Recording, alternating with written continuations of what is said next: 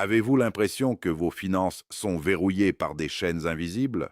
Que malgré vos efforts, les dettes s'accumulent et la pression devient insupportable? Le roi David, à travers les psaumes, nous a laissé des clés spirituelles millénaires pour briser ces blocages.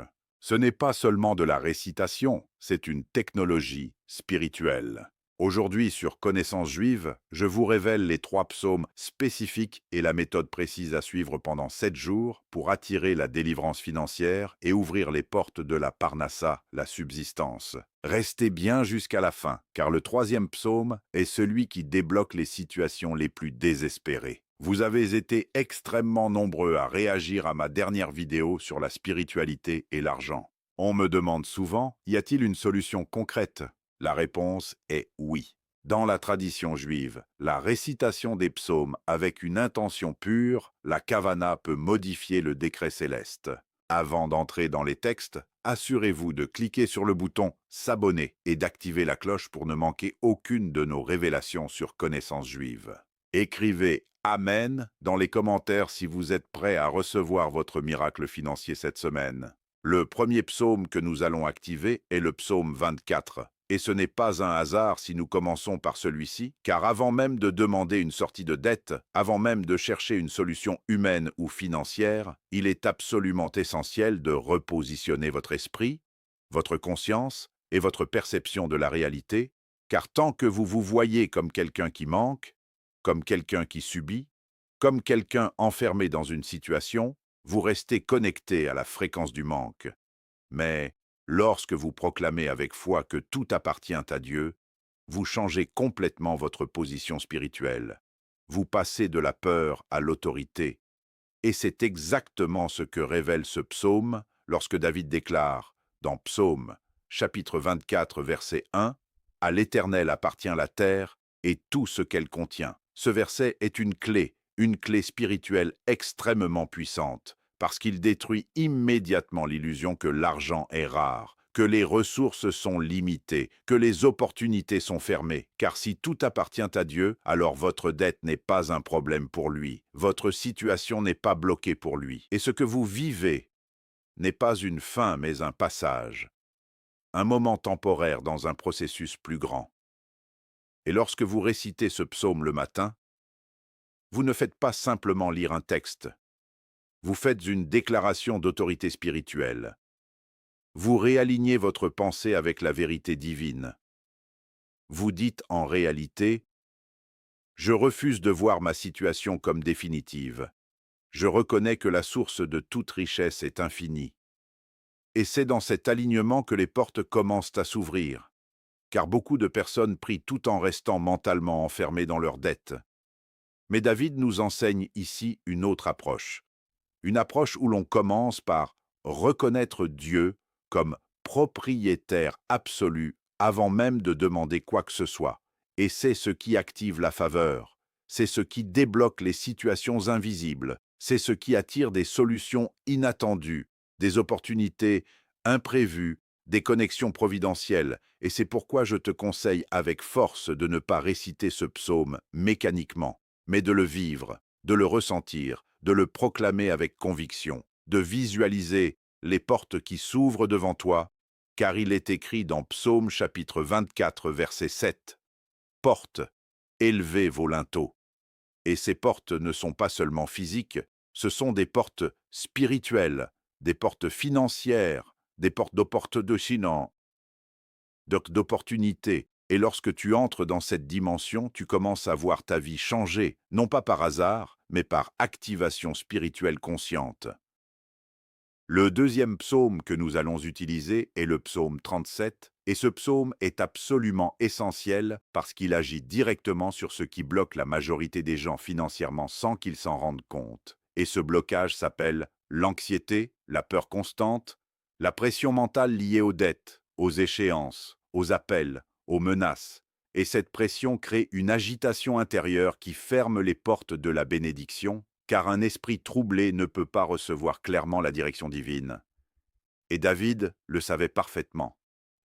C'est pourquoi il écrit dans Psaume chapitre 37, verset 7, « Garde le silence devant l'Éternel et espère en lui.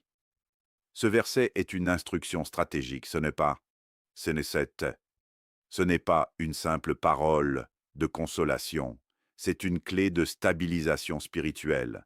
Car lorsque tu te tiens dans le calme intérieur, malgré les tempêtes extérieures, tu entres dans une position de confiance qui permet à Dieu d'agir, et plus loin, il est écrit dans Psaume chapitre 37, verset 25, « J'ai été jeune, j'ai vieilli, et je n'ai point vu le juste abandonné, ni sa descendance mendier son pain. » Ce verset détruit directement la peur de manquer, la peur de finir dans la pauvreté, la peur de ne pas s'en sortir, et il te repositionne dans une identité de justice, car tant que tu te vois comme une victime, tu restes bloqué. Mais lorsque tu te vois comme quelqu'un que Dieu soutient, alors ta posture change, ta foi s'élève, et ta réalité commence à suivre. Et c'est pourquoi ce psaume doit être lu dans les moments de pression, dans les moments où ton téléphone sonne et que tu ressens la peur, dans les moments où tu regardes ton compte et que tu te sens submergé, car à ce moment précis, tu dois remplacer la peur par la vérité, tu dois déclarer que ta situation est sous le contrôle de Dieu,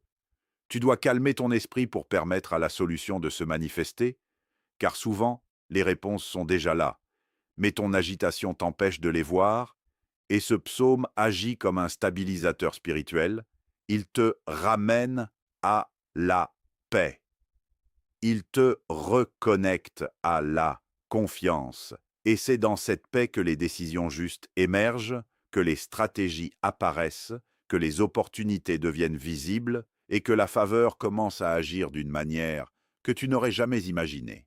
Nous arrivons maintenant au psaume maître, le psaume 145, connu dans la tradition comme Ashrei, et ce psaume est considéré comme l'un des plus puissants pour activer la subsistance parce qu'il contient une fréquence spirituelle particulière liée à l'abondance divine, et au cœur de ce psaume se trouve un verset central qui agit comme un point de connexion directe avec la provision de Dieu, et ce verset se trouve dans Psaume chapitre 145, verset 16, « Tu ouvres ta main et tu rassasies à souhait tout ce qui a vie. » Ce verset est une déclaration universelle. Il ne parle pas seulement d'une catégorie de personnes, il parle de tout être vivant, ce qui signifie que la provision divine est une loi, une réalité active, une source toujours ouverte, mais la question est la suivante.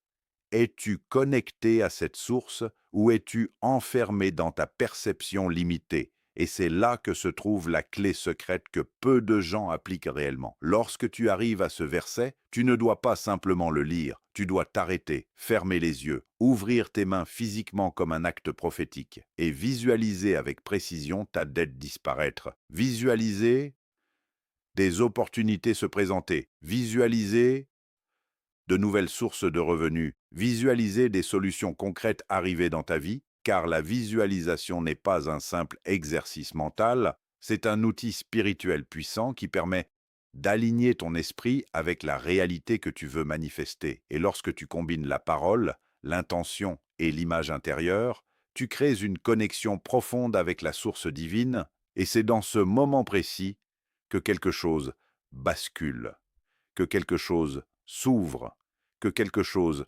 commence à bouger dans l'invisible avant même de se manifester dans le visible. Et c'est pourquoi ce psaume est appelé le psaume de la provision, parce qu'il ne se contente pas de demander, il active, il ouvre, il connecte. Et si tu le fais avec foi, avec régularité et avec intention, tu verras des changements réels, concrets, progressifs mais puissants dans ta situation financière. Maintenant que tu connais les trois psaumes, il est temps de comprendre que leur puissance ne réside pas seulement dans leur lecture, mais dans la discipline et la constance avec lesquelles tu vas les appliquer. Car ce que tu vas faire pendant les 7 prochains jours est en réalité un protocole spirituel structuré, une activation progressive qui va agir sur ton esprit, sur ton énergie et sur ta réalité chaque matin dès ton réveil, avant même de consulter ton téléphone, avant même de penser à tes problèmes. Tu dois entrer dans ce rituel sacré, Commencez par le psaume 24 pour t'aligner avec la source, enchaîner avec le psaume 37 pour stabiliser ton esprit et éliminer l'anxiété, puis terminer avec le psaume pour activer la manifestation. Et ce processus doit être fait avec concentration, avec intention et avec foi. Ensuite vient un élément extrêmement important que beaucoup négligent, mais qui est une clé majeure dans la tradition. La tzedaka. Le fait de donner, même une petite pièce, même un geste symbolique, car le don crée un mouvement. Et ce mouvement active une loi spirituelle fondamentale, la loi du flux, car ce qui circule attire, et ce qui est bloqué se ferme, et lorsque tu donnes, tu déclares à l'univers que tu n'es pas dans la peur, mais dans la confiance, et cette action ouvre des canaux invisibles de bénédiction. Enfin, vient l'intention, et cette partie est cruciale, car tu ne dois pas demander simplement de l'argent, tu dois demander la liberté de vivre sans oppression, la liberté de servir Dieu sans contrainte, la liberté de respirer sans pression. Et cette intention élève ta demande à un niveau supérieur, un niveau spirituel qui attire des réponses plus profondes, plus durables, plus alignées. Et si tu appliques ce protocole avec sérieux pendant 7 jours, sans interruption, avec foi et discipline, tu vas commencer à observer des changements, parfois subtils au début, mais réels, des idées nouvelles, des opportunités inattendues, des ouvertures que tu n'avais jamais vues, car ce processus n'est pas magique.